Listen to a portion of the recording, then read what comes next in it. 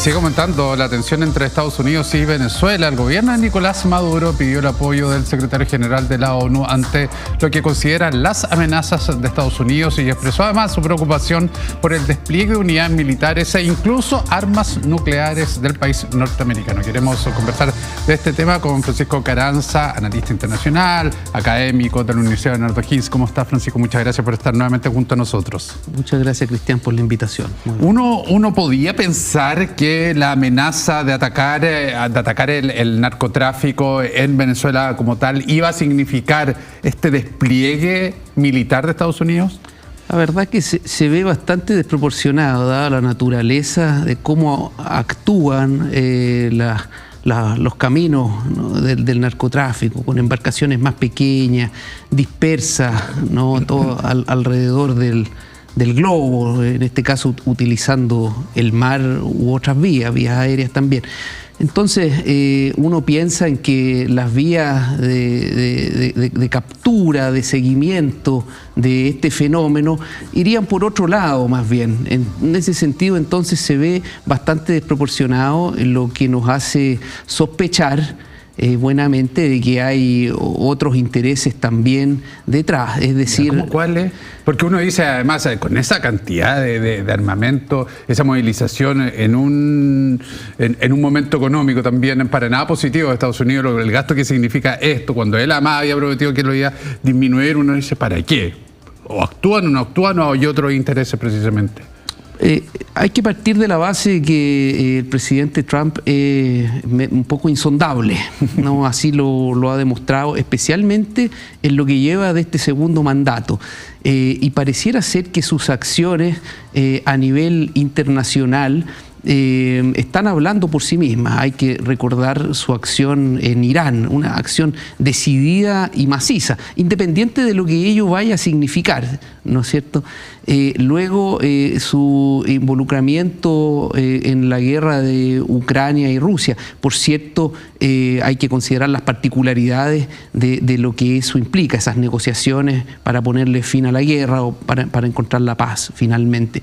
Y ahora tenemos esto. Entonces, en muy pocos meses lo que tenemos es un Donald Trump y Estados Unidos desplegado activamente por el mundo, dando cuenta de su superioridad militar, y por otro lado buscando decirle al mundo, bueno, aquí estamos, no ha desaparecido Estados Unidos como la primera potencia del mundo. El mensaje desde ese punto de vista, haga lo que haga luego el presidente Trump y sus militares, es bastante claro.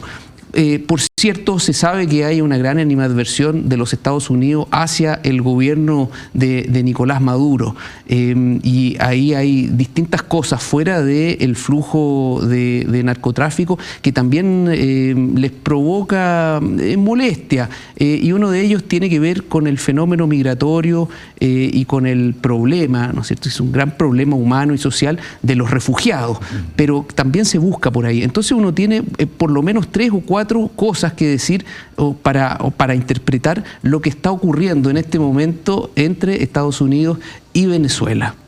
Ante este nivel de movimiento, ¿se puede pensar también que fue una temática tratada en la reunión con Vladimir Putin?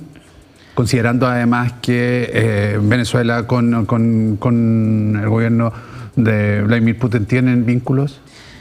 Si uno considera que ese es un objetivo prioritario, que Donald Trump quería terminar la guerra de Ucrania y Rusia en 24 horas, cosa que evidentemente no ha sido, y todavía parece que nos quedan bastantes episodios para esto, uno no podría descartar de que algo se hayan dicho. Hay que, como tú bien dices, pensar en cuáles son las relaciones entre Venezuela, Rusia, Venezuela, China, Venezuela, el mismo régimen iraní. En ese sentido, entonces, Donald Trump, si estuvo bien asesorado, debe haber puesto algunas barreras o haber instalado algunas advertencias para poder llevar a cabo esto y tratando de aislar en la medida de lo posible, confundir los diversos planos, las distintas negociaciones. En el fondo aquí tenemos personas que tratan de amistarse por un lado, pero resulta que aparecen terceros en la ecuación, entonces complican finalmente esa posibilidad de acercamiento. Hay que tener en cuenta también que Venezuela es el país que tiene mayores reservas comprobadas de petróleo. Claro. Y eso no es menor. Si Estados Unidos pudiera controlar de alguna manera real, producto de acciones militares o concedida después de algún tipo de negociación a la que se viera forzado el régimen de Maduro como consecuencia de lo que está ocurriendo, los equilibrios geopolíticos cambian porque debilita mucho a la OPEP y complica también las cosas para China, lo que no es un mal negocio, podríamos decir, para los Estados Unidos. China es el principal comprador de lo que se está produciendo de petróleo en Venezuela. En ese sentido, China está sosteniendo lo que queda, podríamos decir, de la precaria economía venezolana. ¿Pero hay riesgo de alguna intervención en Estados Unidos o qué puede pasar, qué puede detonar un conflicto ya bélico? Podría, dado que está ya muy cerca y muy bien armado y que Maduro está haciendo un llamado entre real y simbólico a mover sus propias tropas y sus milicias nacionales bolivarianas. Dice que tiene 4.5 millones, es poco creíble, pero de todas maneras tiene un ejército regular de alrededor de 230.000 tropas efectivos, claro. Tiene armamento, tiene un armamento anticuado, pero de todas maneras todavía puede disparar, todavía puede hacer algo. En ese sentido, podría haber algún error. Cuando se juega con fuego, alguien puede salir quemado, aumentan las posibilidades. Entonces ahí tenemos una primera posibilidad. Se ve lejano que Estados Unidos, por ejemplo, invada con tropas de tierra. Tiene una larga historia, así, desde por lo menos 1898, con la guerra contra España por Cuba, de intervención en Latinoamérica. Están parados además por la doctrina Monroe, planteada por el presidente James Monroe en 1823, que se resume en América para los americanos. Pero ¿cuáles americanos? ¿Los hispanoamericanos, claro, o los norteamericanos? Claro, pero en el fondo era para generar un nuevo equilibrio y borrar de alguna manera la presencia europea como consecuencia del fenómeno independentista en el continente. Entonces, Estados Unidos tiene historia, sabe cómo hacerlo. Podríamos decir, están las llamadas guerras bananeras entre 1898 y mediados de la década del 30 del siglo XX, donde Estados Unidos invadió por principalmente motivos económicos declarados prácticamente todo Centroamérica y el Caribe. Y sabemos, ¿no?, a fines de los 80 el caso de Panamá para destituir a Noriega y bueno, los 60 y los 70 el cono sur hispanoamericano vio a los Estados Unidos, lo sintió.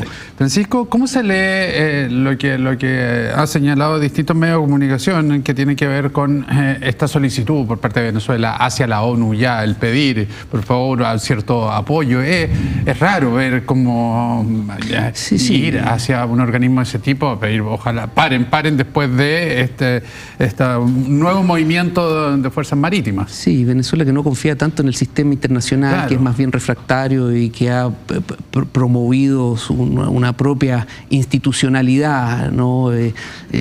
Amparada así por chinos y rusos. Puede ser, y no hay que descartar de que efectivamente están sintiendo la presión y que conocen lo impredecible que es el presidente norteamericano. No es para menos. Viendo lo que ha hecho Donald Trump, viendo la cantidad de apoyo, la espalda que le presta, por ejemplo, a sus socios Israel. Es decir, el presidente Trump se ha mostrado una persona muy decidida cuando tiene que hacerlo, para bien de sus adherentes y del fortalecimiento de su propio discurso.